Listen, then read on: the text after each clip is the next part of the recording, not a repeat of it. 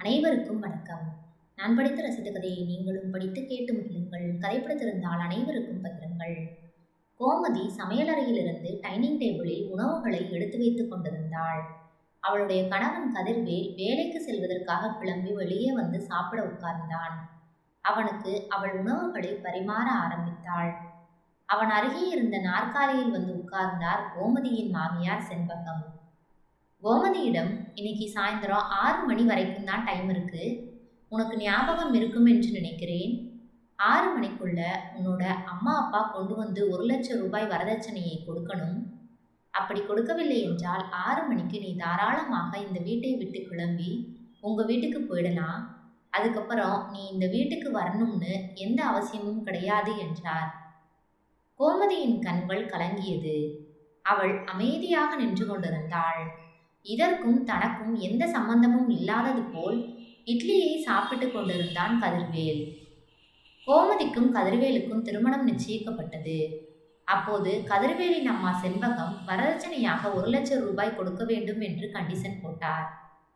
அரசு வேலை பார்க்கக்கூடிய மாப்பிள்ளை, நிரந்தர வேலை, பென்ஷன் கிடைக்கும், மகள் வாழ்க்கை முழுவதும் சந்தோஷமாக இருப்பாள் என்ற எண்ணத்தில் அவர் கேட்ட வரதட்சணையை கொடுப்பதாக ஒத்துக்கொண்டார் கோமதியின் அப்பா விநாயகம்.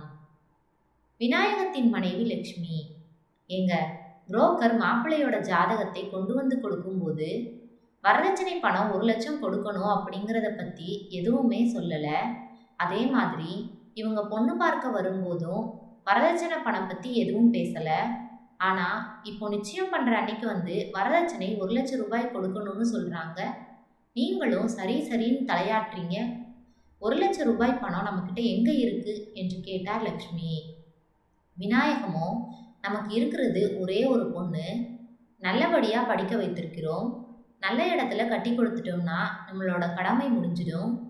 மாப்பிள்ளை அரசு வேலை பார்க்கிறார், 1,00,000 ரூபாய் கூட வரதட்சணை பணம் கேட்க மாட்டாங்களா என்ன என்றார். நீங்கள் சொல்கிறதெல்லாம் நல்லா தான் இருக்கு, ஆனால் நம்மக்கிட்ட பணம் இருக்கணுமே, எப்படி ரெடி பண்ண போறீங்களோ என்று புலம்பிக் கொண்டே தன்னுடைய வேலைகளை பார்க்க ஆரம்பித்தார். நீ ஏன் புலம்புற? அதையெல்லாம் நான் சமாளித்து விடுவேன் என்றார் விநாயகம். கதிருக்கு அக்கா ஒருத்தி இருந்தாள். அவள் பெயர் சுமதி. அவளுக்கு திருமணம் முடிந்து 2 ஆண்டுகள் ஆகிறது. ஒரு ஆண் குழந்தை இருக்கிறது. அவளது திருமணத்திற்கு வாங்கிய கடன்களை அடைப்பதற்கு 2 வருடங்கள் ஓடிவிட்டது. அதன் பிறகு கதிர்வேலுக்கு திருமணம் செய்து வைக்க வேண்டும் என்பதில் உறுதியாக இருந்தார் செண்பகம். சுமதியின் கணவர் ஒரு தனியார் கம்பெனி ஒன்றில் வேலை பார்த்தார். அடிக்கடி கணவனோடு சண்டை என்று வீட்டில் வந்து உட்கார்ந்து கொள்வாள் சுமதி. தன்னுடைய மகள் வாழ்க்கையை நினைத்து செண்பகம் வேதனைப்படாத நாட்களே இல்லை என்று கூட சொல்லலாம். ஆனாலும் சுமதியின் கணவர் நாகராஜ் சுமதியிடம் அன்பாக நடந்து கொள்வார். அவரது குடும்பத்தார் தான் சரியில்லை என்பது செண்பகத்தின் எண்ணம். அப்படிதான் சுமதியும் செண்பகத்திடம் சொல்லி வைத்திருந்தாள். கதிர்வேல், கோமதி இருவரின் திருமணத்தன்று மிகவும் பதட்டத்துடன் இருந்தார் விநாயகம். செண்பகம் கேட்ட 1,00,000 ரூபாயை அவரால் ஏற்பாடு செய்ய முடியவில்லை. செண்பகத்திடம் பேசி கொஞ்ச நாள் அவகாசம் வாங்கிக் கொள்ளலாம் என்ற முடிவில் இருந்தார். கல்யாண வேலைகள் வேகமாக நடந்து கொண்டிருக்க வரதட்சணை பணம் 1,00,000 ரூபாய் வரவில்லை என்று கோபமாக விநாயகத்தை தேடிக்கொண்டிருந்தார் செண்பகம். விநாயகமே செண்பகத்தை தேடி வந்தார். செண்பகம் கோபத்துடன் அவரிடம், வரதட்சணை பணம் இன்னும் கொடுக்கல, தாலி கட்ட நேரம் வந்துடுச்சு, பணத்தை கொடுக்குறீங்களா இல்லை கல்யாணத்தை நிறுத்தவா? நான் என்ன சொல்றேனோ அதைத்தான் என் மகன் கேட்பான் என்றார் செண்பகம். ஐயோ அம்மா, அப்படியெல்லாம் பண்ணிடாதீங்க. நான் கேட்டிருந்த இடத்துல கடைசி நேரத்தில் பணம் இல்லை என்று சொல்லிவிட்டார்கள். 1 மாதம் பொறுத்துக்கோங்க, நானே வீடு தேடி வந்து பணத்தை கொடுத்து விடுகிறேன். இப்போதைக்கு திருமணத்தை நிறுத்த வேண்டாம் என்றார். சற்று யோசித்த செண்பகம், என்னங்க இப்படி சொல்றீங்க? இதுக்கு தான் நம்ம அந்தஸ்துக்கு ஏற்ற மாதிரி பொண்ணு பார்க்கலாம்னா, எனக்கு பொண்ணை ரொம்ப பிடிச்சிருக்குமா, அந்த பொண்ணையே திருமணம் செய்து கொள்கிறேன் என்று சொல்லிவிட்டான். என் மகன் ஆசைப்படுறான்றதுக்காக நானும் சரின்னு ஒத்துக்கிட்டேன். எல்லாம் இந்த புரோக்கரை சொல்லணும். எங்கள் வசதிக்கு ஏற்ற மாதிரி ஒரு இடத்த பார்த்துட்டு பொண்ணு ஃபோட்டோ கொண்டு வந்து கொடுக்க சொன்னால் இப்படிப்பட்ட குடும்பத்தை கொண்டு வந்து என் தலையில் கட்டிட்டாரு என்று புலம்பினார். விநாயகம் கெஞ்சி கொண்டிருந்தார். இது எதுவும் தெரியாத கோமதி மணவரையில் அமைதியாக உட்கார்ந்து கொண்டிருந்தாள். மணவரையில் அவளின் அருகே இருந்த கதிர்வேல் அம்மாவின் உத்தரவுக்காக காத்து கொண்டிருந்தான்.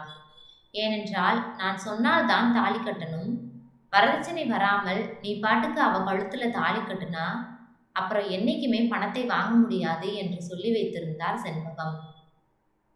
ஒரு வழியாக செண்பகம் மனமிறங்கி 1 மாதத்திற்குள் பணத்தை கொடுத்துவிட வேண்டும் என்ற கண்டிஷனோடு திருமணத்திற்கு சம்மதித்தார். கதிர்வேலுக்கும் கோமதிக்கும் திருமணம் இனிதே நடந்து முடிந்தது. அன்று இரவு கதிர்வேலுடைய அறையில் முதலிரவுக்கான எந்த ஏற்பாடும் செய்யப்படாமல் இருந்தது. புகுந்த வீட்டிற்கு வந்த கோமதி எதுவும் பேசாமல் அமைதியாகவே இருந்தாள். சுமதி செண்பகத்திடம் சென்று, அம்மா, ஏன் எந்த ஏற்பாடும் செய்யவில்லை என்று கேட்டாள். செண்பகமோ 1 லட்சம் பணம் கொடுக்கிற வரைக்கும் எதுவும் கிடையாது என்றார். அம்மா, அதெல்லாம் வாங்கிக்கலாம்மா, நீ ஏன் இப்படி இருக்க? தம்பியோட வாழ்க்கை தான் நமக்கு முக்கியம், பணம் காசு எப்பனாலும் வரும் என்று செண்பகத்தை சமாதானம் செய்தாள். மகனுக்காக அனைத்தையும் ஏற்றுக்கொள்ள வேண்டிய கட்டாயத்திற்கு தள்ளப்பட்டார் செண்பகம். அதன் பிறகே அன்றைய முதலிரவுக்கான ஏற்பாடுகள் அனைத்தும் வேக வேகமாக நடந்தன. அவர்களது இல்லற வாழ்க்கை இனிதே ஆரம்பமானது. 1 மாத கால அவகாசம் இருப்பதால் செண்பகம் கோமதியிடம் நல்ல முறையிலேயே நடந்து கொண்டார். வீட்டில் பெரும்பாலான வேலைகளை செண்பகமே செய்து கொண்டார். கோமதி மாமியாருக்கு உதவி செய்வதோடு நிறுத்தி கொண்டாள். வீட்டின் கட்டுப்பாடுகள், நடைமுறைகள் அனைத்தையும் சொல்லிக் கொடுத்தார் செண்பகம். அம்மா சொல்வதே வேத வாக்கு என்னும் விதத்தில் நடந்து கொண்டான் கதிர்வேல். ஆனாலும் மனைவியிடம் அவனுக்கு பிரியம் இருந்தது. மனைவிக்கு வேண்டியதை செய்து கொடுக்க வேண்டும் என்ற எண்ணம் அவன் மனதிற்குள் இருந்தது. ஆனாலும் அம்மா ஏதாவது சொல்லிவிடுவார்களோ என்ற எண்ணத்தில் அதை மனதுக்குள்ளேயே மறைத்து கொண்டான். சந்தர்ப்பம் கிடைக்கக்கூடிய நேரத்தில் கோமதியிடம் தன் உள்ளத்தை வெளிப்படுத்தினான். 1 மாத காலம் மிக வேகமாக ஓடியது. 1 மாதத்திற்குள் 1 லட்சம் ரூபாய் வரதட்சணை பணத்தை கொண்டு வந்து கொடுப்பதாக சொல்லியிருந்தார் விநாயகம். ஆனால் வீட்டு பக்கம் ஆளையே காணோம். திருமணம் முடித்து பெண்ணை அனுப்பி வைத்ததோடு சரி, கடமை முடிந்தது என இருந்து கொண்டார். இனி நேரடியாக நாம் தான் சண்டை போட வேண்டும் போல என்று நினைத்து கொண்டிருந்த வேளையில்தான் கண்ணீரோடு வீட்டுக்கு வந்து சேர்ந்தாள் சுமதி. அவள் கணவன் நடந்து கொள்வது அனைத்தையும் அம்மாவிடம் வந்து சொல்லி அழுது புலம்பினாள். உனக்கு வேற வேலை இல்லை, மாசத்துக்கு ஒரு தடவை இந்த மாதிரி வந்து நின்ற வேண்டியது என்று தன் இயலாமையை அவளிடம் வெளிப்படுத்தினார் செண்பகம். மாமியார் இல்லாத நேரத்தில் சுமதியிடம் சென்று ஆறுதலாக பேசினாள் கோமதி. அண்ணியின் பிரச்சனைகள் என்ன என்பதையும் தெரிந்து கொண்டாள். சுமதிக்கு தைரியம் சொன்னாள். கோமதி பேசிய விதம் சுமதிக்கு மிகவும் ஆறுதலாக இருந்தது. அவளுக்கு வாழ்க்கையில் மிகப்பெரிய நம்பிக்கை பிறந்தது. 2 நாட்கள் வீட்டில் இருந்த சுமதி ஒரு வழியாக மீண்டும் தன்னுடைய புகுந்த வீட்டுக்கு சென்றாள். மகள் சென்ற பிறகு கோமதியிடம் சென்ற செண்பகம், இவளுக்கு வேற வேலை இல்லை, மாசத்துக்கு ஒரு தடவை பிள்ளையை தூக்கிக்கிட்டு வீட்டுக்கு வந்துட வேண்டியது என்று புலம்பிக் கொண்டே மருமகளிடம், உன்னோட அப்பாவை வர சொல்லு, முக்கியமான விஷயம் பேச வேண்டியது இருக்கு என்றார். அத்தை, என்னன்னு சொன்னீங்கன்னா நான் முன்கூட்டியே சொல்லி அதுக்கு தயாரா வர சொல்லி விடுவேன் என்றாள் கோமதி. அம்மா, அதெல்லாம் உனக்கு எதுக்கு? இது பெரியவங்களுக்கு இடையிலான சமாச்சாரம். நீ உன் வேலையை பாரு, அப்பாவை மட்டும் வர சொல்லு என்றார். அப்பாவை எதற்காக மாமியார் வர சொல்கிறார் என்று தெரிந்து கொள்ள வேண்டும் என்பதில் உறுதியாக இருந்தாள் கோமதி. அத்தை, எதுவாக இருந்தாலும் என்னிடம் சொல்லுங்கள். நானும் ஒரு குடும்பத்தின் தலைவியாக பொறுப்புகளை சுமக்க வேண்டும். இதை கூட தெரிந்து கொள்ளவில்லை என்றால் எப்படி என்றாள். ஒன்றும் இல்லைம்மா, திருமணத்திற்கு முன்பே 1 லட்சம் ரூபாய் வரதட்சணை கொடுக்கணும்னு பேசியிருந்தோம். உங்கள் அப்பாவும் சரின்னு சொல்லியிருந்தார். ஆனால் திருமணத்தன்று பணத்தை ரெடி பண்ண முடியல, 1 மாதம் டைம் கொடுங்கன்னு கேட்டாரு. நானும் சரி போனா போகுதுன்னு அன்னைக்கு திருமணத்தை நடத்துவதற்கு சம்மதித்தேன். ஆனால் பாரு, 1 மாதம் தாண்டிடுச்சு, இன்னும் உங்கள் அப்பா வந்து பணத்தை கொடுத்தபாடு இல்லை என்றார். அதிர்ந்து போனாள் கோமதி. அத்தை, என்ன சொல்றீங்க? இதெல்லாம் எனக்கு முன்னமே தெரிஞ்சிருந்தா என்று இழுத்தாள். தெரிஞ்சிருந்தா என்னம்மா பண்ணியிருப்ப? இந்த கல்யாணமே வேணாம்னு சொல்லியிருப்பியா? என்னத்த சொல்றது, இந்த புரோக்கர் தான் இப்படிப்பட்ட குடும்பத்தை கொண்டு வந்து என் தலையில் கட்டி விட்டாரு என்று புலம்பினார். கோமதி எதுவும் பேசாமல் அமைதியாக இருந்தாள். போகும்போது மீண்டும் ஒரு முறை உன் அப்பாவை வர சொல்லு என்று சொல்லிவிட்டு சென்றார். தன் அப்பாவிற்கு போன் செய்த கோமதி நடந்த விஷயங்கள் அனைத்தையும் கேட்டு தெரிந்து கொண்டாள். அதன் பிறகு அவரிடம், அப்பா, நீங்க என்கிட்ட என்ன சொன்னீங்க? மாப்பிள்ளைக்கு உன்னை ரொம்ப பிடிச்சிருக்கு, அதனால பெருசா வரதட்சணை எதுவும் கேட்கலன்னு தானே சொன்னீங்க என்றாள். அப்புறம் எப்ப இந்த 1,00,000 பத்தி பேசுனீங்க? சரி, அது போகட்டும். நான் இப்ப சொல்றேன், நீங்க எந்த பணமும் கொண்டு வந்து எங்க வீட்டுல கொடுக்க கூடாது. என்னோட திருமணத்தை நடத்தி முடிக்கவே நீங்க எவ்வளவு கஷ்டப்பட்டீங்கன்னு எனக்கு தெரியும். அப்படி இருக்கும்போது இன்னும் 1,00,000 கொடுத்தாதான் நான் வாழ முடியும்னா எனக்கு இந்த வாழ்க்கையே வேணாம் என்றாள் கோமதி. என்னம்மா இப்படி சொல்ற? பணம் கொடுக்கலைனா அந்த அம்மா உன்னை நிம்மதியா வாழ விடாதுமா என்றார் விநாயகம். அதெல்லாம் நான் பார்த்துக்கிறேன். இது என்னோட வாழ்க்கை, இதுல நீங்க தலையிடாதீங்க. அவங்களுக்கு நான் பதில் சொல்லிக் கொள்கிறேன் என்றாள் கோமதி. சரி சரி என்று சொன்னார் விநாயகம். 2 நாட்களுக்கு பிறகு செண்பகம் நேரடியாகவே விநாயகத்திற்கு போன் செய்து 1,00,000 ஏன் கொண்டு வந்து கொடுக்கவில்லை என்று கேட்டார். கல்யாணத்துக்கே அதிக கடன் வாங்கினதுனால யாரும் பணம் கொடுக்க மாட்டேங்கிறாங்க. அதனால இருக்கக்கூடிய நிலத்தை விற்கிறதுக்கு ஏற்பாடு பண்ணிட்டு இருக்கேன். ஒரு 5 சென்ட் நிலம் இருக்கு, அதை விற்று உங்களுக்கு பணத்தை கொடுத்து விடுகிறேன் என்று இல்லாத நிலத்தை சொல்லியும் பணத்தை விரைவில் தருவதாக சொல்லியும் சமாளித்தார். சீக்கிரமா நிலத்தை விற்கிறதுக்கான ஏற்பாடுகளை பாருங்க என்று அவர் சொன்னதை நம்பினார் செண்பகம். நாட்கள் வேகமாக ஓடத் துவங்கியது. சுமதி ஒவ்வொரு மாதமும் பெட்டியும் குழந்தையும் தூக்கி கொண்டு வீட்டுக்கு வருவது நடந்து கொண்டே இருந்தது. அதற்கான தீர்வை கண்டுபிடிக்க முடியாமல் தடுமாறினார் செண்பகம். மகள் வாழ்க்கை இப்படி ஆகிவிட்டதே என்ற கோபத்தை தன் மருமகள் மீது காட்ட ஆரம்பித்தார். கதிர்வேல் அம்மா சொல்வது அனைத்தும் சரி என்ற நிலையிலிருந்து மனைவி சொன்னால் அனைத்தும் சரியாக இருக்கும் என்று நம்ப துவங்கினான். ஆனாலும் எந்த ஒரு சந்தர்ப்பத்திலும் அம்மாவை எதிர்த்து ஒரு வார்த்தை கூட பேச அவன் தயாராக இல்லை. 6 மாதங்கள் ஓடிய நிலையில் செண்பகம் மருமகள் மீது தன்னுடைய கோபத்தை கொட்டி தீர்த்தார். நீ உங்க அப்பா கிட்ட போன் பண்ணி என்னத்த பேசின? பணத்தை கொண்டு வந்து கொடுத்துடுறேன்னு சொன்னவரு பணத்தை பத்தி கேட்டா சாக்கு போக்கு சொல்றதையே வேலையா வச்சிருக்காரு. எல்லாம் உன்னோட திட்டம் தானா என்றார். அத்தை, வரதட்சணை வாங்குறதும் தப்பு, கொடுக்கறதும் தப்பு. இதையெல்லாம் எப்ப பேசுனீங்கன்னு எனக்கு தெரியாது. ஆனால் திருமணத்துக்கு அப்புறம் வரதட்சணை கொடுக்கறதுக்கெல்லாம் நான் சம்மதிக்கவே மாட்டேன் என்றாள். நீ என்ன சம்மதிக்கிறது? எனக்கு வாக்குறுதி கொடுத்தது உங்க அப்பா தானே, அவர்கிட்டயே பேசிக்கிறேன் என்றார் செண்பகம். அதன்படியே அவரிடம் பேசி 15 நாட்கள் அவகாசம் கொடுத்திருந்தார். அந்த நாள் முடியும் நிலையில் பணத்தோடு நீங்கள் வரவில்லை என்றால் உங்கள் மகளை உங்கள் வீட்டுக்கு அனுப்பி வைத்து விடுவேன் என்று எச்சரிக்கை செய்திருந்தார். 1 மாதத்தில் குழந்தையை தூக்கி கொண்டு வீட்டிற்கு வரும் சுமதி 2 மாதமாகியும் வீட்டிற்கு வரவில்லை என்றவுடன் நிம்மதியாக இருந்தார் செண்பகம். மகள் நன்றாக இருக்கிறாள் என்ற எண்ணம் அவருக்கு கூடுதல் உத்வேகத்தை அளித்தது. செண்பகம் கெடு விதித்திருந்த அந்த நாளும் வந்தது. அன்று காலை சாப்பாட்டு வேளையில் மருமகளிடம், இன்று மாலை உங்க அப்பா பணத்தை கொண்டு வந்து கொடுக்கவில்லை என்றால் நீ வீட்டை விட்டு சென்றுவிட வேண்டும் என்று பேசிக் கொண்டிருந்தார்.